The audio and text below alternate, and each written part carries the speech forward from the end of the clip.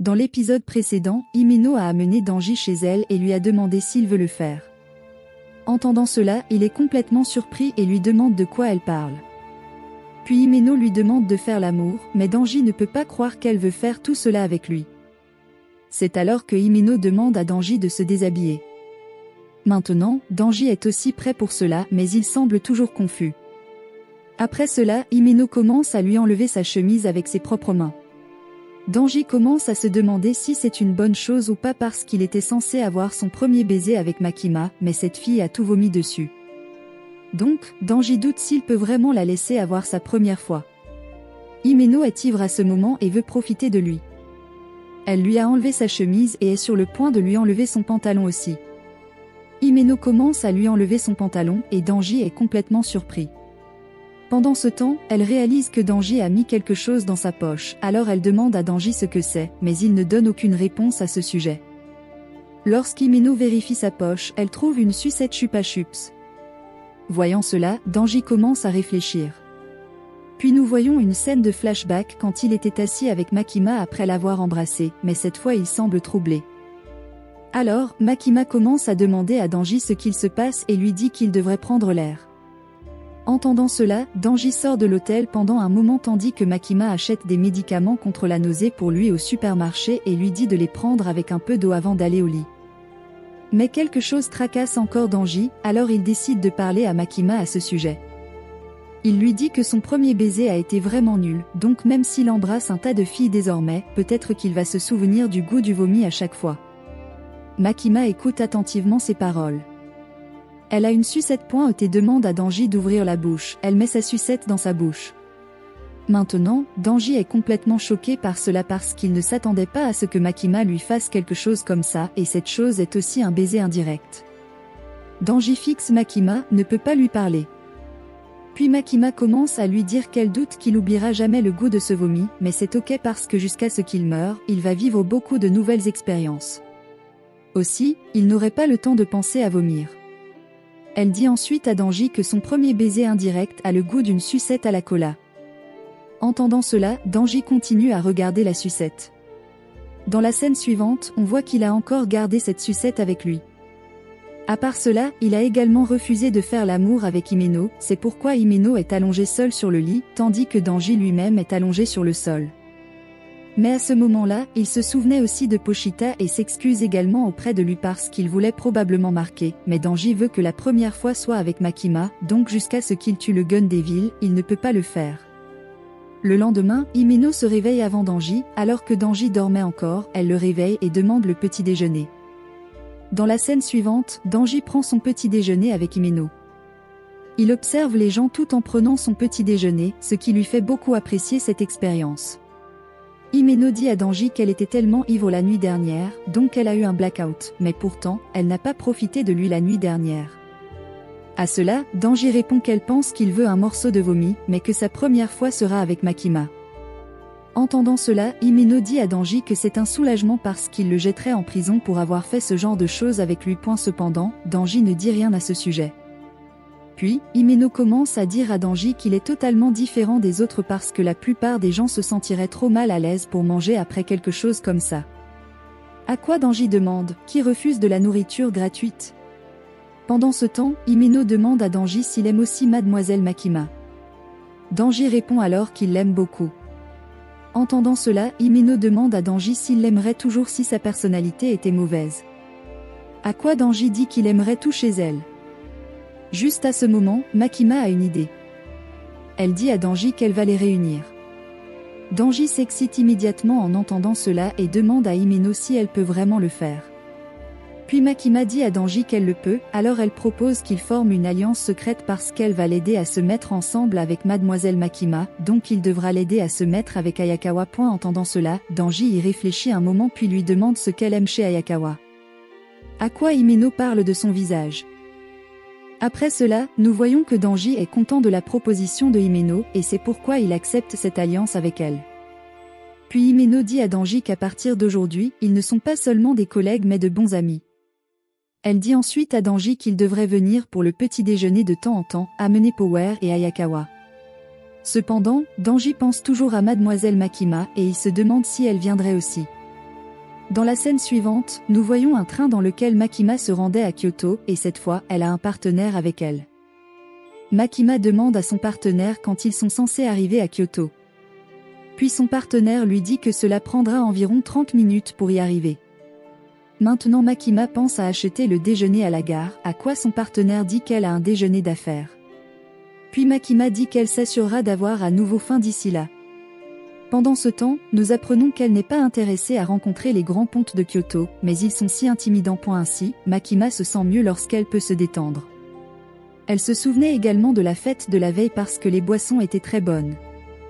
C'est alors que nous voyons des personnes suspectes dans ce train et, juste au moment où le train s'apprête à traverser un tunnel, elles tirent sur Makima et son partenaire avec leurs armes, mais elles n'ont aucune chance de se sauver.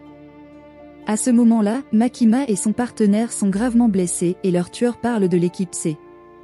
Dans la scène suivante, nous voyons Danji, Himeno, Ayakawa et Power assis dans un restaurant, mais aujourd'hui, un étrange silence règne, ce qui semble indiquer que quelque chose va se passer ici. D'un autre côté, une vieille dame s'approche de Kobeni et Are pour demander son chemin. Tous les autres sont occupés à leurs propres travaux. Alors que la vieille dame s'éloigne de Kobeni et Are, elle sort une arme, dont Kobeni et Are ne savent rien. En dehors de cela, il y a beaucoup d'autres personnes ici qui ont des armes. C'est alors que la vieille dame tire sur Kobeni et Are. Pendant ce temps, Danji entend du bruit, mais personne n'a aucune idée de la fusillade, ce qui fait que personne ne prête attention à cela et il pense qu'il y a peut-être un festival aujourd'hui. Power demande à Himeno si elle et Danji n'ont vraiment pas copulé la nuit dernière, à quoi Himeno répond à Power que Danji est plus gentleman qu'elle ne le pense. Soudain, une personne inconnue leur dit qu'il est étonné qu'ils puissent manger des ramen à ce moment-là, puis il leur demande si le goût ne les dérange pas, mais aucun d'eux ne connaît l'homme.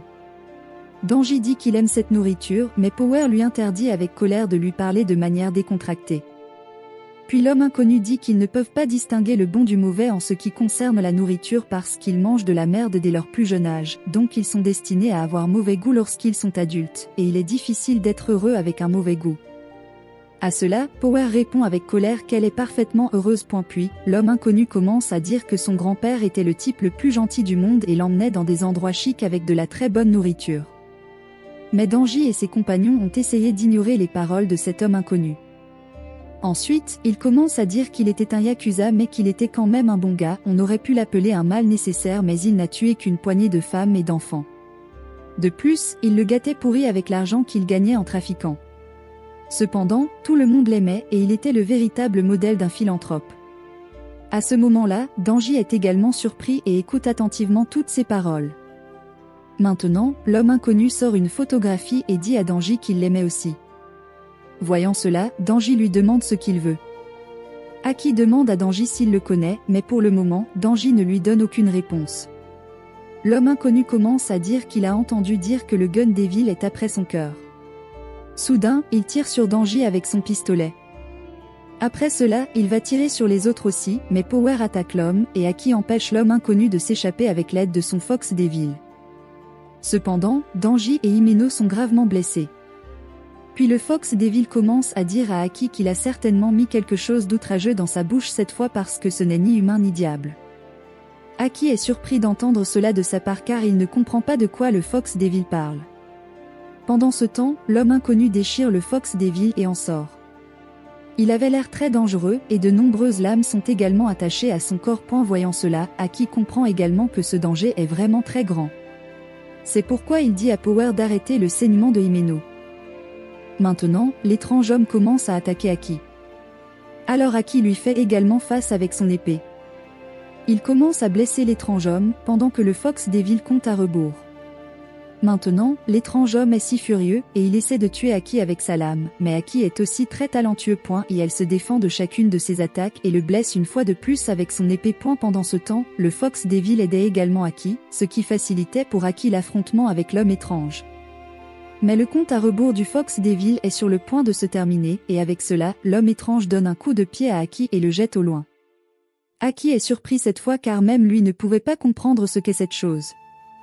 Il demande alors au Fox Devil d'éliminer l'homme étrange.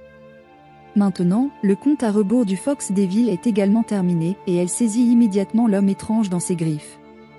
Maintenant, il est incapable de faire quoi que ce soit et le Fox Devil le met à terre. Aki demande à Power des nouvelles de l'état de Himeno. Power lui dit alors que Himeno doit être emmené chez le docteur.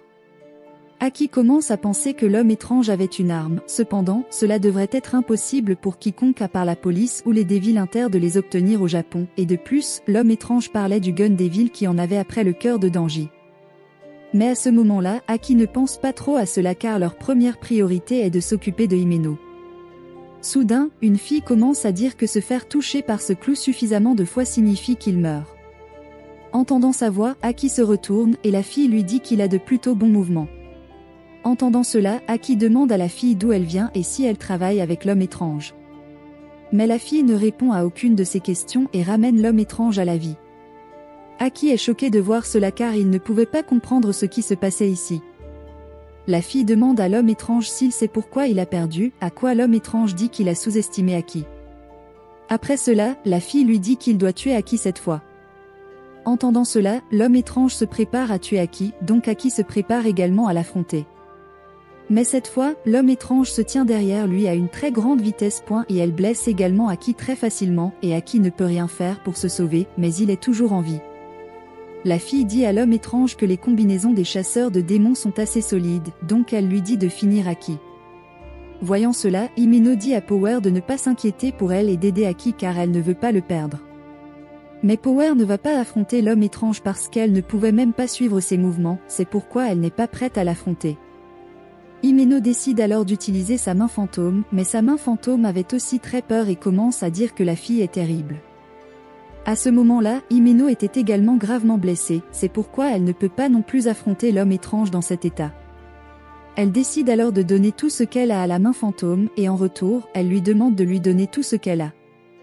La main fantôme accepte de l'aider et va attaquer l'homme étrange. À ce moment-là, la main fantôme est dans sa forme originale et sa taille est très grande. Himeno commence à dire qu'Aki peut pleurer, la plupart des chasseurs de démons voient tant de personnes mourir autour d'eux et si souvent leurs larmes s'assèchent, mais Aki pleure si facilement. Maintenant, la main fantôme et l'homme étrange ont commencé à s'attaquer l'un l'autre. Himeno commence à dire qu'elle trouvait drôle comment Aki pleurait en privé après la mort des recrues dont il s'occupait, mais avoir quelqu'un qui se soucie assez de lui pour pleurer comme ça pourrait être agréable. Himeno sacrifie ensuite l'un de ses bras parce qu'avec cela, la main fantôme se battait avec l'homme étrange. La main fantôme parvient d'une manière ou d'une autre à le capturer et commence à le blesser, mais maintenant Himeno a sacrifié son autre bras pour sauver Aki.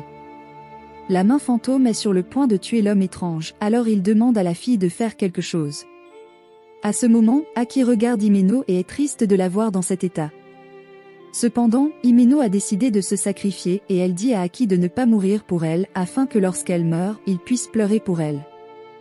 À ce moment, Himeno a sacrifié plus de la moitié de son corps, mais la fille se prépare également à sauver l'homme étrange et tue la main fantôme en utilisant son serpent. Aki est très triste de voir cela car Himeno s'est sacrifié dans une tentative de le sauver, et Aki ne peut voir ici que ses vêtements. Maintenant, la fille demande au serpent de partir d'ici. Après cela, l'épisode se termine. Regardez la vidéo sur le côté gauche si vous avez manqué la partie précédente et abonnez-vous.